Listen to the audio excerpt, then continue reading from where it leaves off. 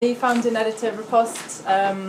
Welcome to our special event with Sue Kreitzman this evening. It's really nice that you made it out in the drizzly weather. We haven't got any mics, so we're just going to chat, but we're going to project, so if you can't hear at the back, just stick your hand up and we'll shout a little bit louder. There's some seats at the front if you're looking for seats. So I've met Sue a few times. I've interviewed her for Refinery 29, and we had a conversation with Sue, Raven Smith and Emily Forgot in our latest issue about taste, which was very entertaining, and it was at Sue's amazing house in Bow, which is all red. It's like a mini art gallery. It's full of sculptures and mannequins and all of Sue's art, so it was an incredible setting, and we're going to talk about that in a little bit. And just sort of take, we're going to sort of delve into the conversation about taste that we had a little bit more. So just a bit of background about Sue. She was originally from New York, lived in Long Island, and then moved to Atlanta when you had a family? Yes, well, I grew up partly in New York City, Manhattan, and that gets into your blood, so I'm a city person, very much so. Then we moved to the Bronx. So I always say, what's all the fuss? I'm just an overweight old lady from the Bronx. Because the Bronx is funny. Then we ended up on Long Island, and then once I got married, back to New York. And then we lived in Boston, because I married a very brilliant man, and he went to MIT and got his PhD. And then we were in Atlanta, where he was I'm telling you my biography. He was a professor at Emory University, and can you hear me? I'm going to shout. And that's when my food, because I was in the food business for many, many years, for decades. And that started in Atlanta. And then we came to England, and yeah, we'll talk some more about that, but that was my geographical history. And then I've been in England for 36 years at least, maybe even a little more, so it was. So, yes, sorry. Okay, that's my bio, my geographical bio. Perfect, you did my job for me. So you were a teacher, and then you wrote 27 cookery books. Not all at once, but yes, I did. And then in your 50s, you had what you described something as a divine intervention. Something switched. It was the menopause, a psychotic breakdown, or the muse literally bit me on the bum. Yeah. I picked up a marker, drew a mermaid, and from that point on, I was an artist. It was very odd because I grew up in a very bland household. Nobody in my family had any kind of artistic desire. In fact, that was frowned on. This was a long time ago. I was born in 1940. I was a teenager in the 50s. It was different then. And the boys, and I came from a Jewish family. I come from a Jewish family. Education is so important, and making something of yourself. So the boys were supposed to be doctors, dentists, lawyers. The girls were supposed to be teachers, because that's a good job. That was a time when our parents remembered the Great Depression, and they were worried about security. So the girls had to become a teacher because that was secure, it was respected, and you get your husband through law school, dental school, medical school, and then you stop working and you have your babies. And I was kind of pushed into that. Anybody who had any kind of artistic ability, I was quite a musician. I went through university on an oboe scholarship. I was good in music. But that was just to get me the scholarship. My parents felt you're not going to go into music as a profession. And anybody who wanted to be an artist and wanted to actually study art at university was looked at with such contempt and scorn. And I remember my father saying, oh, they're going to study undercover basket weaving. That was his idea of what happens when you go. And you're going to end up being nobody and being nothing and never having a good job. But it didn't matter as far as I was concerned, because I had to be really good at everything in school, or my mother might kill me. But I was never good at art. I could not draw what they wanted to draw. I muddied my watercolors. I smashed my crayons. I loved my crayons, but I just wasn't very good at it.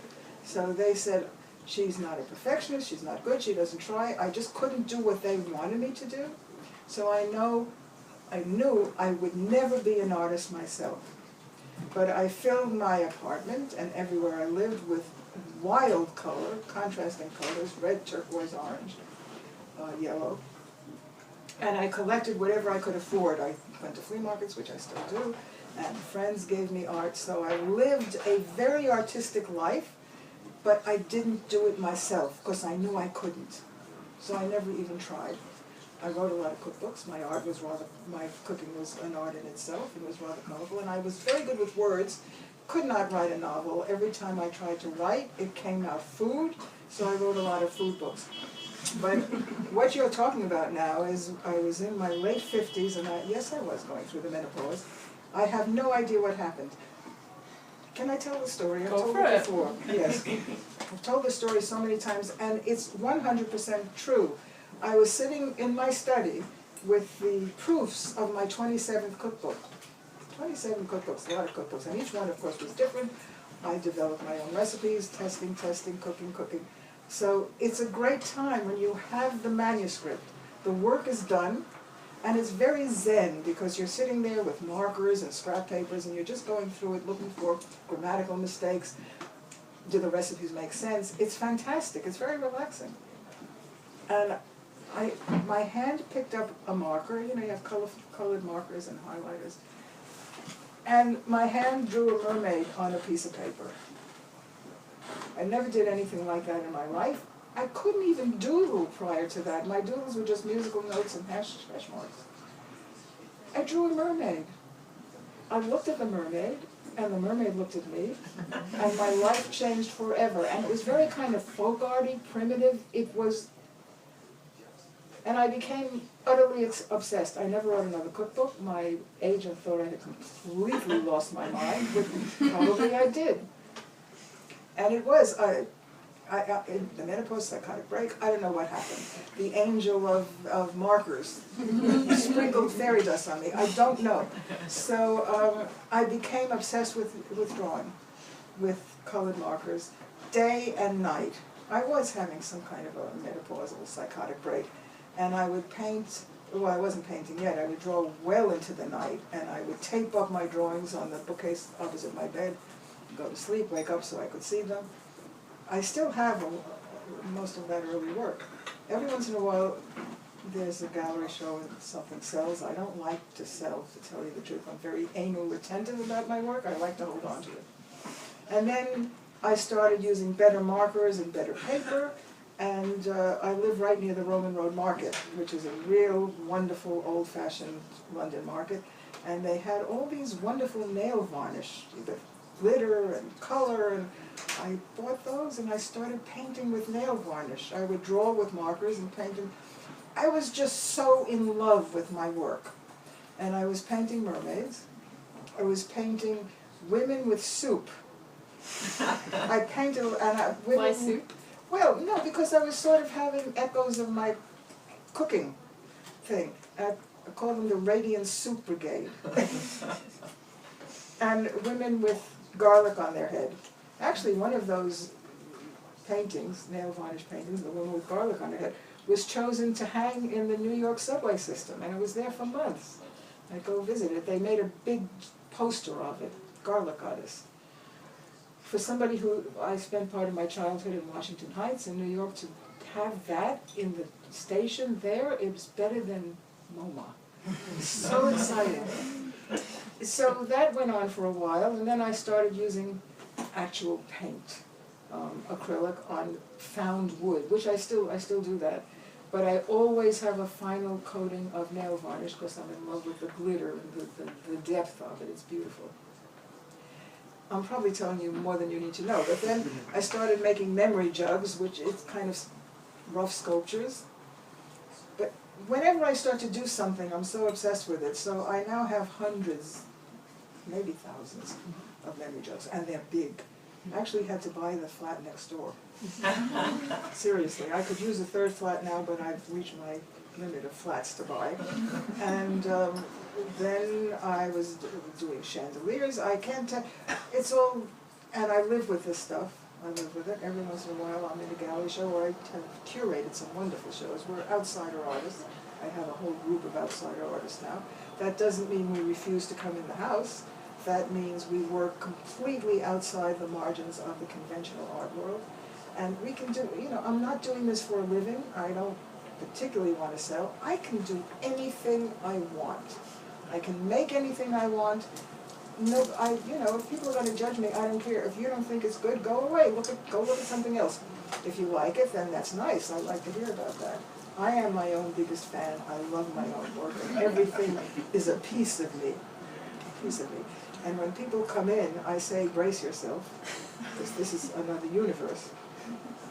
And often other artists come in and they burst into tears because it's very moving. Other people come in and they're scared shitless, excuse me. But it's all the mannequin heads and the eyes, and I said, you don't understand, these are protective. They're beautiful. They're a piece of me. There's nothing to be afraid of, but they run away. So that's fine.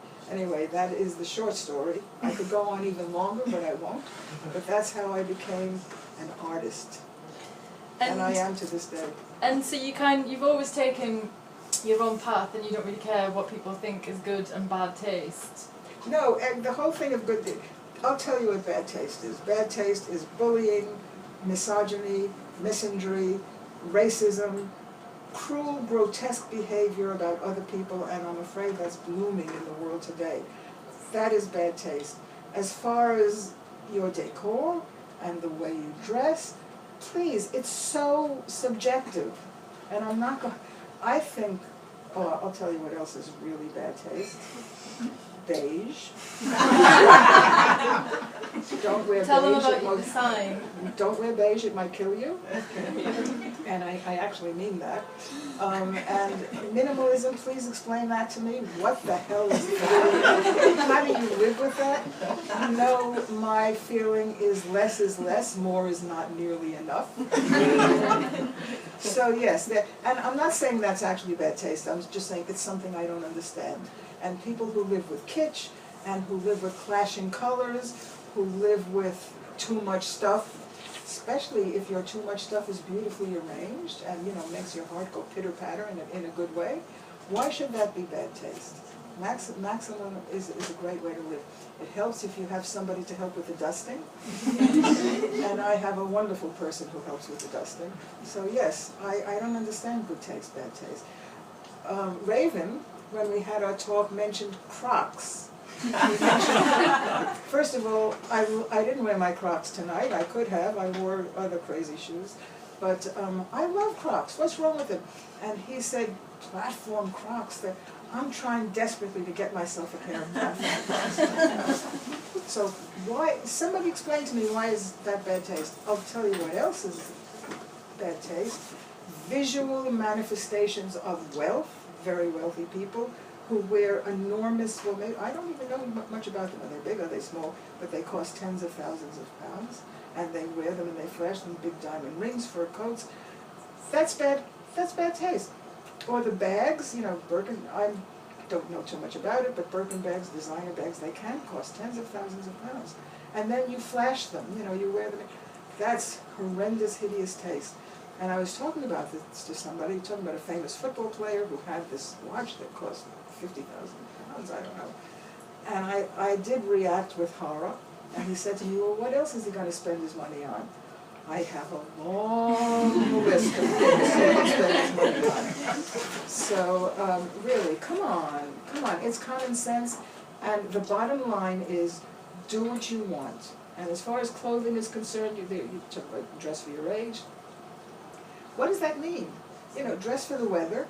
If you want to, dress for your body shape. You don't have to. Maybe you want to emphasize your bad points. But maybe your bad points are actually your good points. I don't know. But do what you want. If you're working and you have a conventional job, then you have to follow a certain number of rules. But you can give it a little twist. You can have a little quirkiness to go with it. And then after hours, do what you want. Really. I can hear my mother's voice saying, don't wear, what are the things? Don't wear white after Labor Day, don't do this, don't do that, you have to, oh please, not that I want to wear white, but if I wanted to, I will. If I want to wear it in December, I will. People are always telling me, whatever I'm doing is wrong. Young people aren't supposed to dress that way, old people aren't supposed to dress that way, wherever I was. The hell with that, it's all bullshit. You do what you want, and make a statement. Make a statement that shows who you are and what you are, and forget about good taste and bad taste. Just be a good person, be kind, do things for other people. Use that 30,000 pounds that you would have bought that stupid watch, not that any of you are going to do it, and make things happen for other people. You know, buy from artists, buy directly from the artists, support young people. Oh, come on, you guys know I'm probably preaching to the choir, but I feel very strongly about these things. And what do you think taste has to do with class? Because often it's like one group of people saying that another group of people aren't allowed in their elitist club. Yeah. It's a way of sort of... Yeah, the people with money and the people who say, oh, my family goes so far back, they think they have the right to know what is good taste. First of all, we all go very far back, even if we don't know exactly where we come from or our family tree. We all do. We're all equal. We're all human beings. So no, the whole class thing, they talk about shavs and they talk about this and that. It's ugly. And that in itself is bad taste, talking like that. So the thing is, forget about, I live outside the rules, outside the box. I don't even know where the box is. And I have a group of artists and so on that somebody's making a documentary about us actually. And we have no idea where the box is. And I always say, if you have to live in the box, decorated with glitter and sparkle and glue and make it the best, most unconventional box you possibly can. But you don't need to live in the box. You need to, again, in my youth, every year we had summer clothes, we had winter clothes, we'd get the winter clothes out of the mothballs, the hems had to come up, the hems had to go down, whatever, somebody, somewhere was saying what was right, and we had to follow those rules. Things are a little different now. People can pretty much wear anything. People are wearing vintage, people are, you know, it's different now. But still, there is that feeling, this color is in, that color you loved last year, that's not in. You're going to be a fool if you wear that last year's color. You have to learn to turn that off. Just forget about it. I find it completely ridiculous. But how did you find because in the 60s when you got married, I imagine things were very different. So to live outside of the norms of society wasn't as easy as it is now. How did you handle that? Actually, it was not as hard as you think, because first of all, as a school teacher, a lot of what I wore amused my kids. I did like teaching. I did it for about 11 years. And we didn't have a whole lot of money. In fact, we had very little money. I had a great job in the inner city. I got a job right away. I'm graduating from university. And I made $4,000 a year. Yay! Was that big money at the time? Well, it wasn't really. I mean, money was different then, but it wasn't big money. But of course, we had a lovely one-bedroom flat in Manhattan and Washington Heights that cost $74 a month. So, you know, now that would be probably $2,500. So money was different then. But still, Steve was going to, he went to dental school because his parents really wanted him to be a dentist. This is your husband? Oh, God. He was so not cut out to be a dentist. And he lasted a couple of years, and then he got accepted to MIT, which is the creme de la creme for scientists. So, but and that cost us a lot of money because he was paying the tuition, so we didn't have that much money. But New York in those days was a magic city. It was magic. And a tremendous amount of diversity, very much as London is right now. And nobody had that idea of cultural appropriation. That is, everybody wore everybody's stuff. We shared cultures. So I would wear things from India, I would wear things from Africa, I would wear a lot of Mexican stuff, a lot of Native American stuff. And that stuff was considered ethnic and was affordable. I still have a lot of the stuff that I wore in those days that I got for very little money. And I realize now what treasure I had, and most of it I still have. So I did cut quite a swathe, and I always loved color. So I had, and not just one color, but contrasting colors. So I did dress that way. And I had, I'm sorry, I'm very old-fashioned, I think in inches. I had a 24-inch waist. And then I got a little fatter, and I got a 26-inch waist. So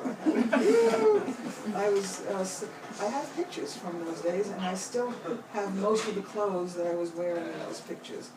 So yes, I was not dressed like the other people, but I wasn't outre. You know, didn't tell me to stay out of school because I frightened the populace.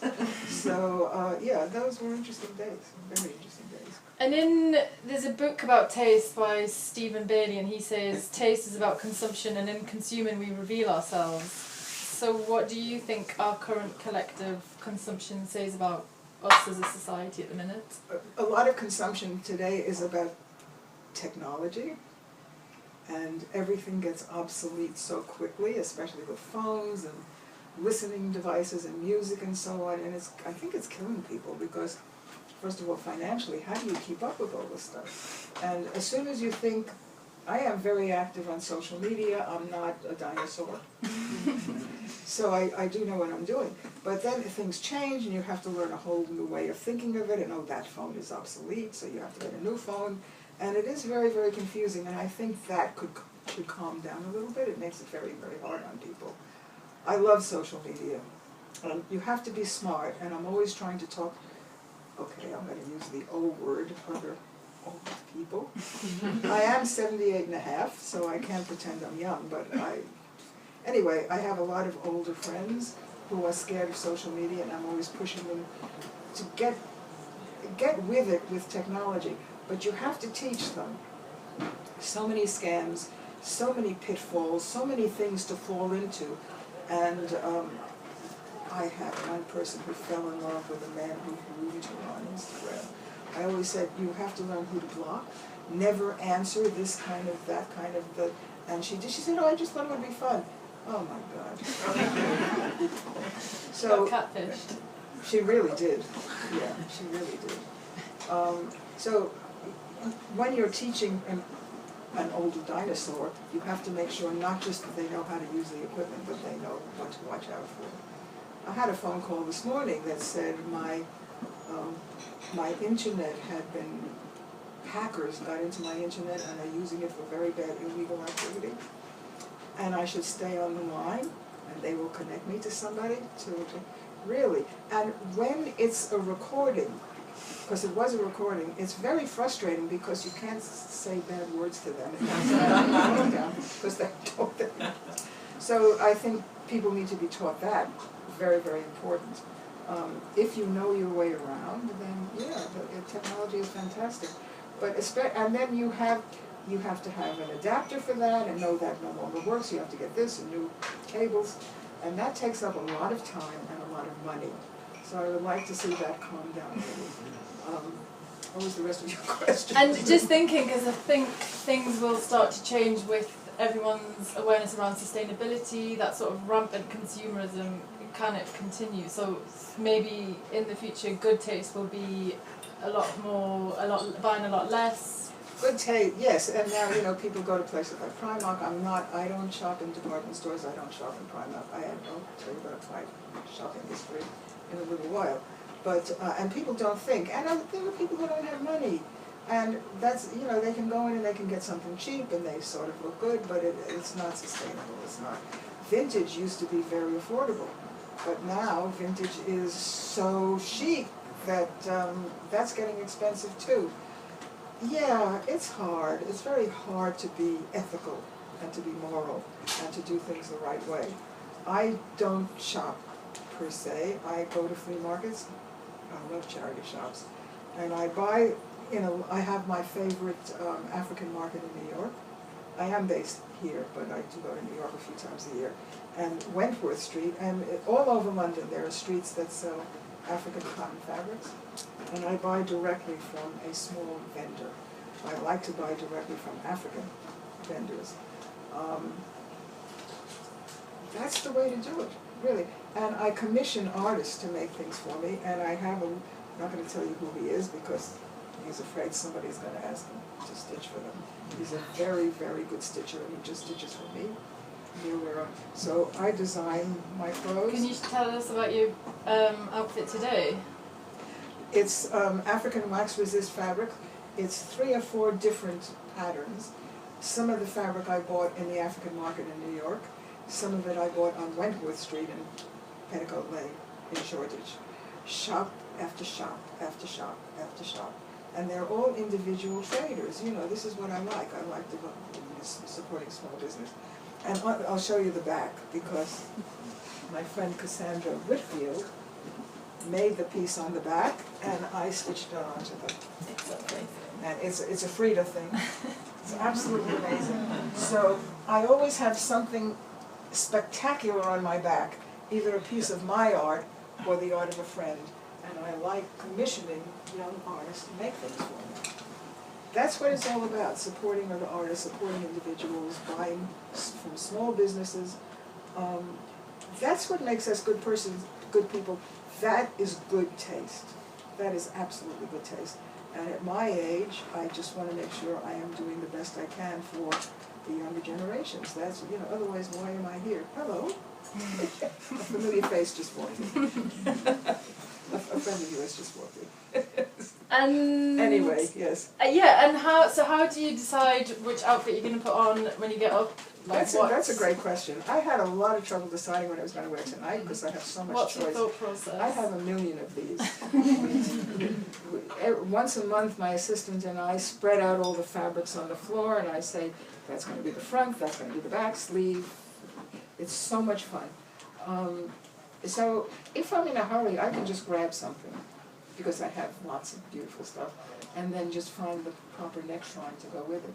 But sometimes I think, well, I'm in the mood to wear one of the older ones, I'm in the mood to wear something with my art on the back, I'm in the mood to wear something with Cassandra or Diane Goldie. It depends on, it's very hard to describe, but it's the most fun part of the day. No, that's not right, but it is a really fun part of the day, because I'm essentially curating myself. I am a walking art gallery, I'm a walking collage, and I want to bring art out into the street. I love my collections, and I can't bear to leave it behind when I go out. So I have to have some art and some color on my person, and I curate myself, and I go out. In my neighborhood, they call me the colorful lady. They're used to me. And every once in a while, somebody says something really mean, but they're not worth my time. They're stupid. They're not worth my time. It's bad. They've got bad taste. Well, it's bad taste to say something like that to a person you don't even know. That's just ridiculous.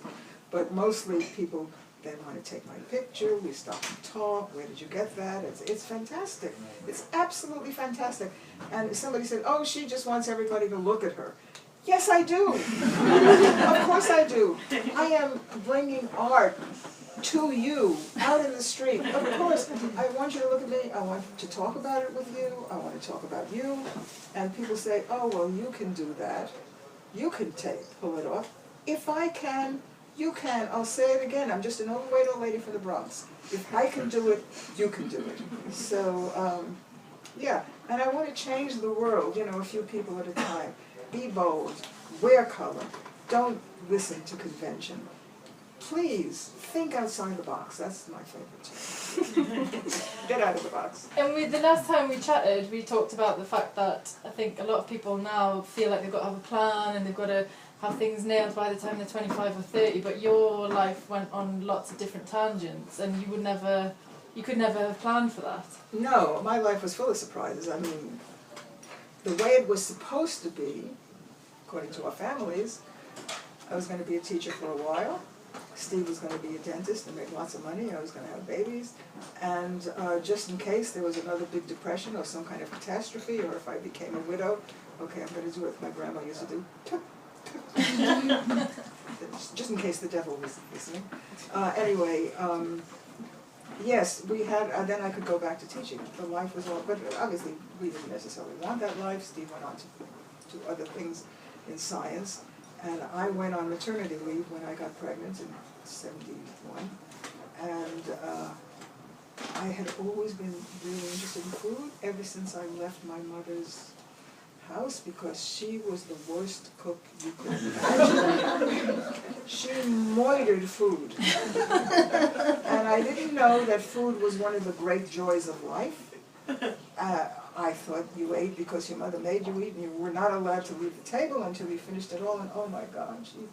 She every Monday she had the same menu every Tuesday, every Wednesday, and I remember Tuesday I think was beef stew. I don't know what kind of meat. It was grizzly, it was bony. And we didn't have much money then when I was a kid, so I swear she got bargain mammoth meat. And then she would cook it in water with canned potatoes and something called veggie. Betty, you don't know what it is. It's canned, oh my God, it was awful. That's just one example, awful. So, in those days, the TV dinner was invented, the little separated thing, and my sister and I thought that was fantastic, that we loved, because so anyway, when I started going out with this guy, actually, today is the anniversary of the day we met. 59 years ago, 62 years ago, something like that. I was 15, he was 16. And in our little town in Long Island, there were no chain, McDonald's hadn't been invented yet, there were no chain pizza places. If you had a pizza place, it was an immigrant Italian family recipe, wood-burned oven, and they were a standalone place. And this young man took me to have a pizza. I never even heard of pizza. I had never eaten anything like that in my life. He introduced me to pizza. Reader, I married him. Of course, it was many years later, but yes, that was a defining moment in my life. So I became really, really interested in food. And in New York, we lived in when we got married, a lonely apartment. In my neighborhood, there was a greengrocer, a butcher. They all would teach me about the various things that they sold. I had good teachers. I had really good teachers. And I became fascinated with food. So when I was on maternity leave, I had time to cook like a crazy woman, because everything I do, I get obsessed with. And Steve, every week, every month, the MIT alumni people, they were very, very smart people, would have an outing. And then they discussed their nerd stuff that they were discussing. So one month, it was before I actually gave birth to my son, they came to our house for dinner. And I love Hungarian food. I cooked them this enormous Hungarian feast. And I had little signs in front of everything, the name of the thing in Hungarian, in English. It was I don't have the strength to do anything like that anymore, but I did. And I didn't know that one of the people who were there wrote books for Harcourt Brace Jovanovich, which was a very big publisher in New York at the time. And she wrote to her editor, and her editor wrote to me, out of the clear blue sky, "You want to write a cookbook?" I thought I was eventually going to go back to teaching. Yes, I said yes, of course. And then I was writing for the local paper. It just happened. And in an organic manner, I found myself in the cooking business. And 27 cookbooks later, there we are. So how could I have planned for that? Couldn't plan for that. And then the whole epiphany with becoming an artist, I couldn't plan for that either. So sometimes a window opens just a little bit. And if you've given yourself a 5-year plan, a 10-year plan, and you're slavishly following that, then you can take advantage of these surprises that happen.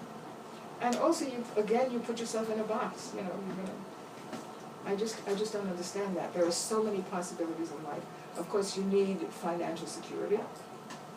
You need to make sure you can pay the rent, pay the mortgage, feed your family. But still, you have to realize that things happen. There's a saying that what makes God laugh? Making plans. Because you make plans and you can just cut yourself off from possibilities. So, yeah, my life is a particular example of just go with the flow. I've been very, very lucky. I'm really, really lucky. And can everyone hear at the back? Can you still hear? Great. And you've been married for 57 years. And I have. We just had an anniversary this weekend. And I always say, I've been married for 110 years. Same man all those years. We actually don't live together because his work and his business is in Cambridge. And when we first arrived here 36 years ago, we bought a decrepit old house in Cambridge in those days, property. That was a whole different story. But then as I developed my food career here, and my son went to university, and empty nest kind of thing, I realized I really couldn't stay in Cambridge. Everything was happening here, so I got a flat here, and we spend weekends together and holidays together. And if you've been married a long time, that works so well, and especially when you're two very obsessive people. And he is very wrapped up in what he does, and I am completely wrapped up in. And okay, my husband loves color, and he loves art, but he doesn't like clutter. He's not a minimalist because he loves the color and he loves the stuff on the wall. So that could be a problem because my flat defines clutter. It's beautifully put together, it's curated, it's clean, but there's not a whole lot of walking around room. So in the house in Cambridge, he has the color, he has the art on the walls, but he has room to be expansive. And I have one room in my flat, which just has the color and the stuff of the art, but it's a big room, so he doesn't have to be. So we're able to see that we each live the way we should live, the way we want to live.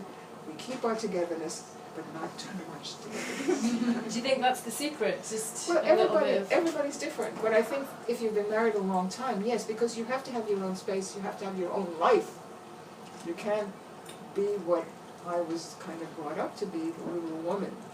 Be the little woman, then be the mother, then be the grandma. And I didn't go to my, 50th high school reunion, but I have a video of it.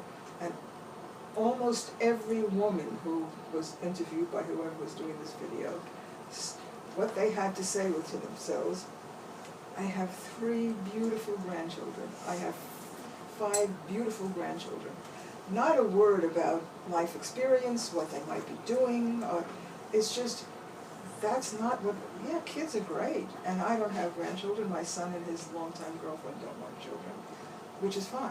But that's not the be-all and end-all of life. That's a very wonderful part of life, but that's just one part of life. You are still a viable human being, just as much as the men. Now, of course, things are much different. In those days, we couldn't get a mortgage, we couldn't get a loan, we couldn't get a credit card, unless you had a man to vouch for you. It wasn't quite the Taliban, but it was very, very strange. There was no sex education at all, and you couldn't get any kind of birth control. The pill hadn't been invented yet. But there was the double fan. I think a lot of people these days don't even know what that is. You stuck it in there, you had to use all the jelly. It was greasy kid stuff, really. So you couldn't even have one of those unless you were guaranteed that I got mine the week before my wedding from our local doctor. It was different days, different times, not great for women. Parts of America are trying to turn it back to those days. Very, very disturbing, very, very upsetting. There was no abortion at all. Did people still have illegal abortions then? Yes, yes. Women try to do it themselves, or they, the coat hanger, oh my God, or they went to Mexico. It was awful. Luckily, I never had to have an abortion. I had a hard enough time getting pregnant. We knew when we wanted to get pregnant. It took me a couple of years to do that, but so in a way I was lucky. But yeah, it was, and women weren't supposed to have any kind of sexual desire at all. It was all the men who just wanted one thing, and the women had to defend themselves. It was crazy times, crazy times. Yeah, and in parts of the world it's still that way or worse. And America is going straight back to the Dark Ages. I don't know what's going on there. We're not going to talk about politics today, but really, it's a whole other talk in itself. Yes, but it was different times and different mores. And how do you feel now about getting older? You feel like we've chatted before, and you've said that you feel like it's a privilege and it's something to be celebrated. Yeah, I mean, my mother died when she was in her early 50s, and my father died the year after. Every week, every month, every year is a gift. What is the alternative to getting old? Being dead. So it's a privilege and it's an adventure. It's time travel. And until the thing that's going to get you gets you, which everybody's going to die, and you just hope the mind doesn't go. I mean, I had a heart attack, I got bad feet, bad back, I'm hard of hearing, I just got one cataract done. and next week I'm having the other one done. Very nice to be in the 21st century because first of all there's an NHS in this country, and second of all, it's amazing what they do now. Back in the day, because the heart attack killed my father, it's in the genes. It didn't kill me, I've got stents. So it's a miracle. If I was living back in the day, I'd be deaf, I'd be blind, and I'd be dead. So until the mind goes, and so far I think I'm fairly compos mentos, it's a great adventure. And whatever happens, you know, things go wrong, you get a new knee, your back goes, whatever, you're alive. You're viable. You're a viable member of society. You're having adventures. You're doing things for others.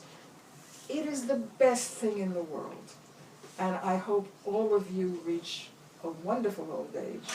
And you remember what I say, as my grandma would say, stop kvetching, stop complaining about everything.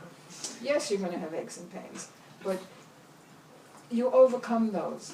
And you don't have to have the kind of surgery that turns you into a mummy before you're even dead. I don't understand. I was going to say, what do you think about people messing with their face and I think, first of all, having and anesthetic for something that's not really life-saving and necessary is very, very foolish.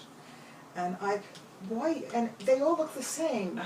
And they all have this kind of, they look like they're dead before they're dead. I don't understand it. I don't understand it. And I look in the mirror, obviously I've changed, and I see an aging old friend. It's still the same me. I am aging. I love my silver hair. I adore it. Yeah, it's okay. Don't worry about it. Worry about the mind, worry about the brain, worry about the adventures, have adventures, do wonderful things. It's the best thing in the world, getting old. You know my friend Ari Seth Cohen, of Advanced Style. How many know about Advanced Style? Yes. So I was the second person he photographed. I was walking around New York and this crazy young man came up to me. He learned not to say what he said to me. He was a little awkward, and he said, oh, I photograph old ladies. And I was in my 60s at that point. It was quite a while ago. But he went on to fame, not fortune, but he's doing okay, fame, as the Advanced Style guy. And he put us into the zeitgeist. He put old ladies into the zeitgeist. He's made such a big difference. Now people realize that old women can be beautiful just as they are. Old women can be stylish and fashionable and quirky. And no, he's done a wonderful thing for us. And he did a film called, I think it was just called Advanced Style. And Sue Bourne in this country did Fabulous Fashionistas. And if you haven't seen it, get online and order it. There were 5 of us or 6 of us. 2 of us have died. The lady in the House of Lords, and Jillian, who I thought would go on forever, died. So it's like the Agatha Christie story, 10 little Indians, you're dead, you're dead, you're dead, all of us are going to die eventually. But it is, I mean, I was one of the stars of the film, and I find it inspiring every time I watch it. It's a wonderful, wonderful film. It has a lot of depth to it, and it does explain how, as Sue says, Sue Bourne, you live your life to the end, squeezing all the pips out of life. What good is being alive? What good is getting old if you don't make the most of it? Live every day. That doesn't mean you go to a party every day. It doesn't mean whoopee every day, but it does mean be aware. Be aware of your luck. Be aware of your friends, your family. Make things golden during your twilight years. And where does that energy and lust for life come from? Because I think sometimes it can be quite difficult to remember those things about life and embrace getting old, because you're surrounded by messages saying you should look like this or you should have this by this age. Oh, blah. No, really. That's what I'm very good at ignoring that sort of thing, and just say the more people tell me what to do, the more I'm not going to do it. And everybody should be that way. There are no rules about getting old. I didn't have to report to headquarters to get a perm, to get my beige dress, I do wear sensible shoes, but because I have terrible feet, but my sensible shoes are so much damn fun.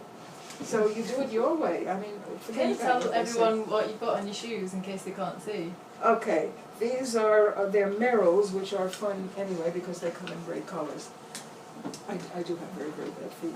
So they're like trainers. They're very comfortable. They're quite lovely. And they have baby doll body parts on them. Gold. Gold baby Painted doll gold. parts. And a lot of rhinestones. That's my idea of good taste. And I'm wearing pink ones with purple socks. So, I mean, what could be bad about that? There's nothing bad Yeah. about that. And you mentioned before that you had your own like personal mythology. I do. I have, and this is what all my art is about. I tell you about my idea of the afterlife, and I adore Medusa. I think Medusa, I reinvent, I think we all do that in our mind. We reinvent things, and I reinvent the myths. I think Medusa got a very bad rap. I think she was a fascinating, beautiful creature. And you don't have to be Freud to realize that any woman with a head full of snakes is in charge in a men's world. So I do paint her over and over and over again, and I have these sculptures of Medusa. I love Medusa. And shall I tell you, do we have time for all this? We've got a bit of time, Okay. then we'll have some questions. My idea of the afterlife, I'm not a religious person, and I suspect that when you die, the lights go out, and you've had your time, and that's it. So that's what I think probably happens. But I have this wonderful fantasy, and anybody who wants to come visit me, I have it all over my flat. This is a fantasy only for women.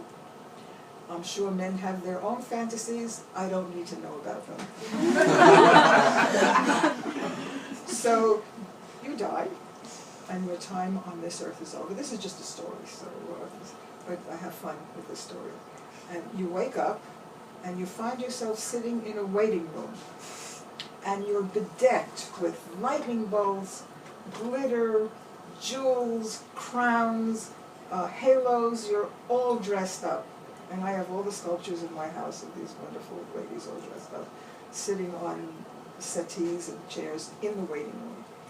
And there's a phone, and I have several. They're the goddess phone, and I've made several goddesses phones. Some of them have glitter on them, some of them have actual little goddesses on them. And I have a mannequin who has a phone right here. That is, she is the receptionist. Your call is very important to us. Please hold on. And you're sitting in the waiting room waiting for the call from the head goddess. So the phone rings, and the receptionist says next, and you go in, and you realize it's an interview for what you're going to do for eternity. And you have a choice of either being a superheroine, a shiro, or a goddess. I'm going to be a goddess, of course. I'm halfway there already. So you realize this is the best thing ever, and you want to be either, bless you, a goddess or a shiro, and you realize you have no idea how to go about doing that, but you figure you'll learn on the job. So you say to the interviewer, choose me, look, I've got my wings, I've got my glitter, I've got my lightning bolts. I want to be a goddess, I want to be a superhero. Of course, everybody is chosen for something. And because you've lived a full life and you've been a good person, you do get to take a nap every once in a while. You get to have a little relaxation every once in a while. But you can spend eternity dressing up in everything wonderful and colorful and doing good, trying to make the world a better place. That sounds like a great place to end up. I've got some quick fire things that I'm going to say to you, and you have to say good or bad taste, and then we're going to get some questions. So, Kim Kardashian. Oh, don't go there. Baby Charm.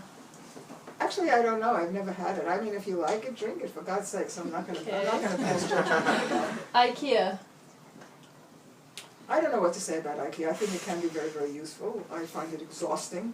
I haven't been in a decade, but okay, if you want to go there.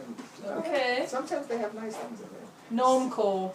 Oh, normcore, what is the point of normcore? I've never understood it. Is that still a thing? Not so much. No, and I asked friends about it, and nobody can explain it to me. And my friend John William, who teaches at various fashion colleges around town, talking about normcore. And then we would talk, this is my favorite, lumbersexual. And it's What's a lumbersexual? Well, they wear checked shirts. Some of you know, because I live very close to Shoreditch. I live in the East End. They have very long beards, and they use beard oil, and they spend a lot of time on their beards and the mustaches. And I said to John, what is the point of that? And he said, well, they feel it's more authentic. What, do they live in the Canadian woods? Do they chase moose all day? What are they talking about? So these things come and go, and I have to say, I really don't get them. Okay. Okay, royal family. Well, you know, I'm an expatriate, I'm an American, I come here, I don't really understand the royal family, I don't understand what's the point of that. But it is, and I think that they can be in very good taste because of the wealth of the painting, the gold glitter in the palace and everything. But it is part of what makes England, England. I don't think I'm allowed to comment on that. I did get invited to the palace to meet Camilla. Did you go? Yeah, of course I went. They weren't giving me a medal or anything like that. I was just, and there were a very interesting group of people there who were there to shake her hand as well. And I was surprised to find out she's really, really nice. She was so down to earth. She's the other woman, though. Yeah, I know, but look, I'm an American, I can't comment on this thing. So many people I know are not royalists, but I find it fascinating, and it's not my job to comment on them. I do find them interesting, but it's sort of like a very expensive zoo. You know, I feel sorry for them. I wouldn't want to be living under all those rules and everything. Oh, poor. What's her name? Meghan Markle. Oh, poor Meghan. Poor Meghan. Cheese on sticks. She's what? Cheese on sticks. Okay. I love cheese. On a stick, though. I have no objection to sticks, but you're putting together, and I think that's kind of crass. Tiffany's. No. That's what I was talking about before. That's ridiculous. And big diamonds and stuff. My friend Elizabeth here makes wonderful jewelry out of perspex and so on. And I was admiring her ring. I said, that's like a diamond ring. She gave it to me. I'm not wearing it today. I think you're wearing one today. It's plastic. It's rhinestones. It's kitsch. It's better than any diamond ring I could go to Tiffany's to buy. So, Sounds great. Okay. I'm all out of questions. Has anyone?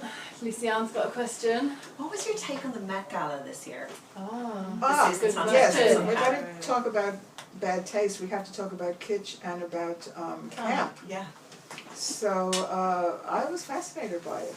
I think they could have gone much further. And why didn't they invite John Waters? I know.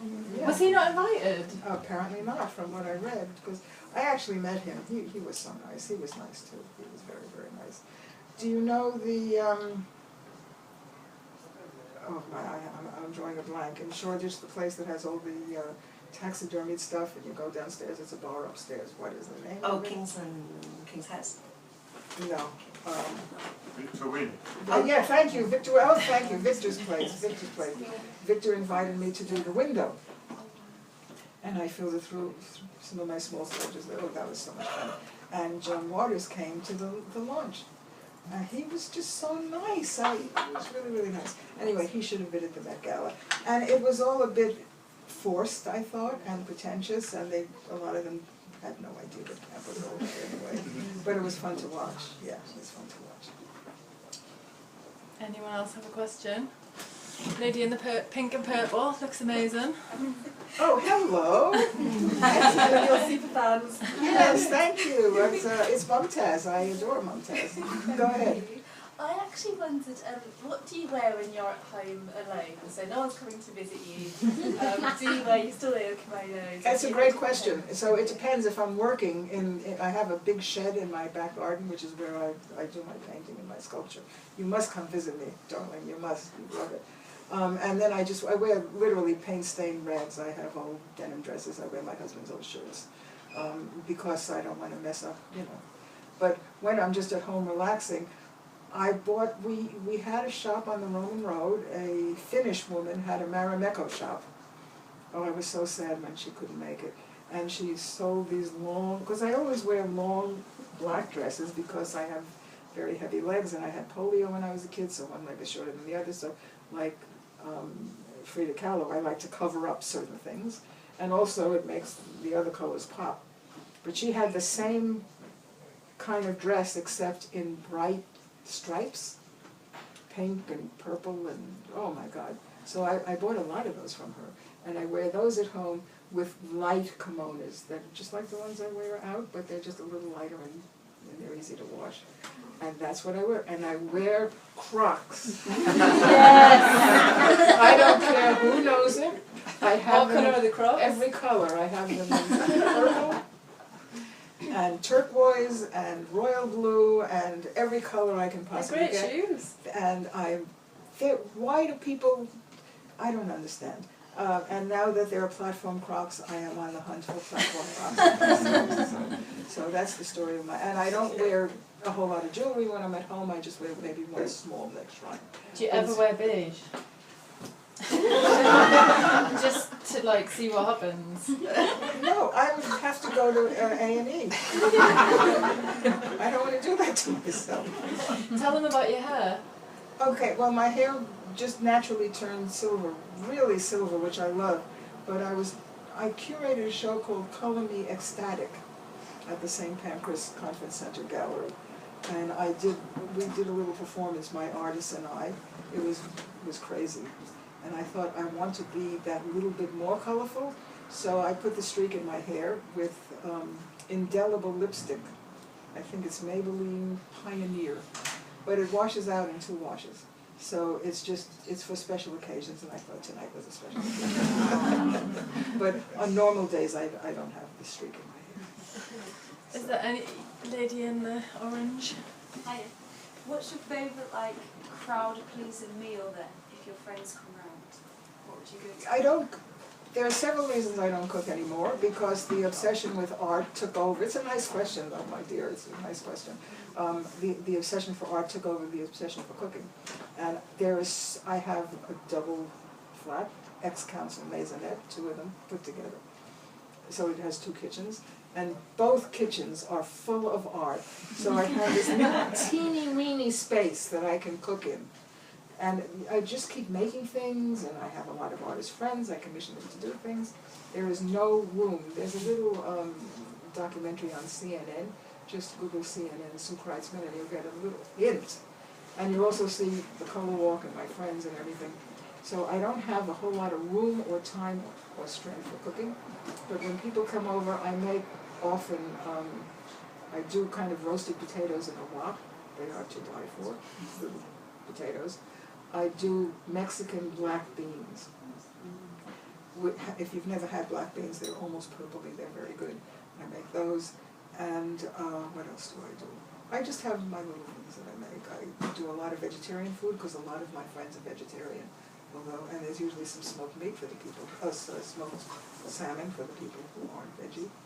So it's simple, but it's nice. I would never serve food that wasn't nice. Don't do dinner parties ever. We have people for lunch, and that's quite nice. Okay, there's a lady just here. I feel like every year I get older I get a little bit more confident, but still not to the levels that I'd quite like to be one day.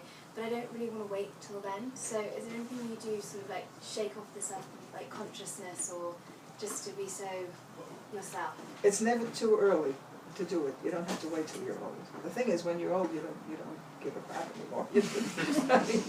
But yeah, I mean, whatever it is you want to do, do it. If you have a job that that makes you dress in a certain way, then obviously you don't want to jeopardize that. But you know, and it doesn't have to be expensive. But jewelry and scarves and interesting shoes and you know, do what it is. I don't know you, so I don't know what has great meaning to you.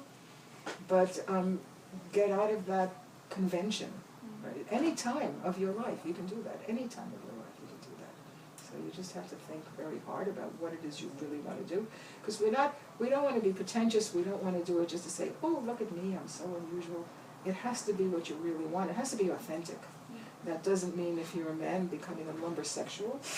The only time you should be a lumbersexual is if you're actually a lumberjack. I just don't understand. So do what has deep meaning to you and just follow that. Is it that you stopped caring what people thought about you in terms of like finding you attractive or in like a really stereotypical way? Because I get what you're saying. I think it's quite difficult to like step out of what is expected of you in society as you get older, because everywhere you look, like women in the media still have perfect faces and they're like 55. Yeah, it's very odd, and also women are supposed to still, I think we learn better, but women are supposed to be really sexy, even when they get old. They're supposed to have a certain standard of attractiveness. There is a convention of how we're supposed to look. And it's time to stop thinking so much about the body and about sex and about being immediately gorgeous to the men. Think about your mind, you know. Think about art, think about what's really, really important. And if you meet people who think that's ridiculous, that's their problem. They're not worth our time. They're really not worth our time. But it's not about, and you look at the adverts, the women, they look so available, they look like they're going to jump into bed with the first man that comes along at any moment. Yes, that's an important part of life. Sex is an important part of life, but that's not all of it. We have brains. And it's almost like society is trying to devalue women and keep us down and realize, you know, there are men, and then there are the womb men, the women who have the wombs, and as some idiot, evil senator said in America, women are host bodies. Wow. So they're there to be, you know, they're there for fornication, and they're there for childbirth, and that's it. So whatever you're feeling about religion, I don't, that's another story entirely. But if you believe in God and that God created us, yes, God created women with a womb, and we carry the children, but God, probably a he, made a huge mistake because he gave us a brain, a very, very, very good brain. So yes, we can carry children if we want to, we bring up children if we want to, but otherwise feminism is such a simple concept. Men are human beings, women are human beings, we are equal, and we should be treated equal. We have that extra little something, we can have children, we can bring, but we don't have to if we don't want to. We are just as viable as the men, and we don't have to just parade ourselves as sexual beings, this ridiculous attractiveness, be sexy all the time. We don't need to do that. We don't. We can just be attractive, interesting human beings. We're all human beings. I could go, I have, I don't mean to give a manifesto, but I do have very strong feelings about this. I think we've got time for one more question, if anyone's got one. Go for it. In the beginning you talked about your, when you found art, and I feel like you've always been an artist, even through your cookery. Yes, cooking is an art. So I feel like you sort of found a sort of a description of what you thought was art, and then you sort of used that as a kind of...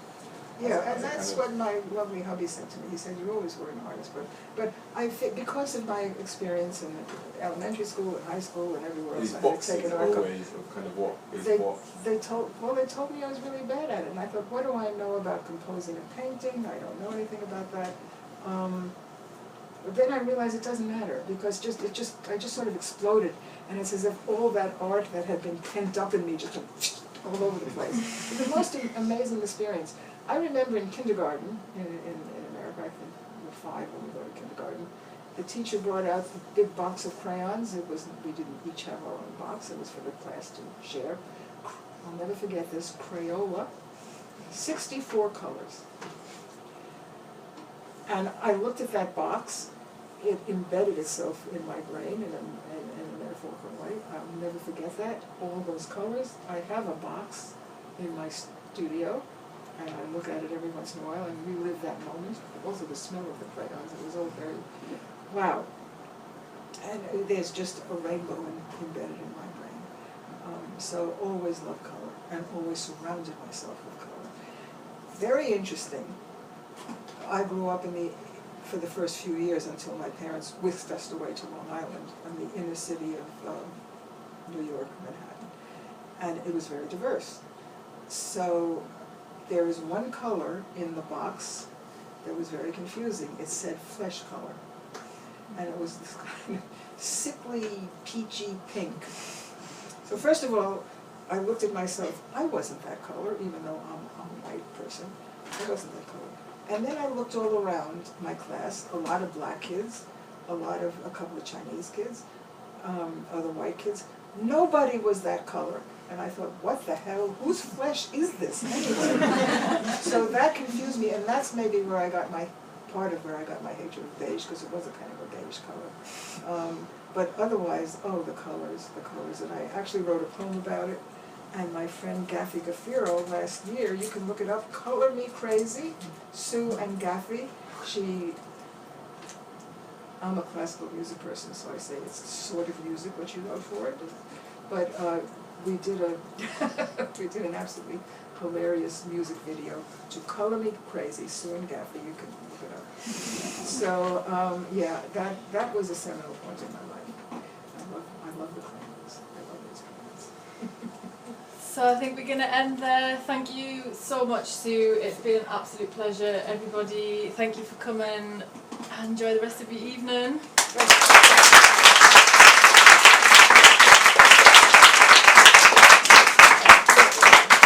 Really nice to listen to me. I do go on. Thank you, and thank you for inviting me. This has been the most delightful, cozy, interesting evening. Thank you very, very much. Thank you. Thank you for asking me. I think this was just very informative.